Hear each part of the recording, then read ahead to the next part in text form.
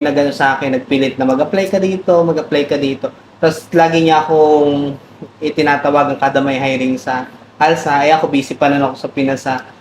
Okay naman yung trabaho ko sa Pinas, so medyo hindi ako masyadong na ano pa na, sige mag-approve ako. Siguro may mga ilang taon pa, siguro 3 years yata akong pinagtatawagan ni Kuya Peter bago ako. Ang tagal. Bigyan ko na nga.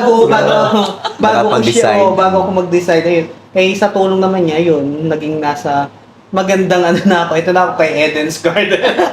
Pero nagpa-VIP ka muna dati, no? Oo. Nag-RT-RT ka 3 years. Oo, nag-art-art ba kasi? Kasi ano yung Nag-artista ka, no? Oo, True. kasi may shooting kaming ginagawa nung dati. Ah. Kaya hindi ko mauuhan si Kuya Peter na, sige na, apply na ako dyan. Ayun, na broken hearted ako. Sige, apply na ako. Nagilaw ka naman sa ex mo. Wala akong Tapos, ex.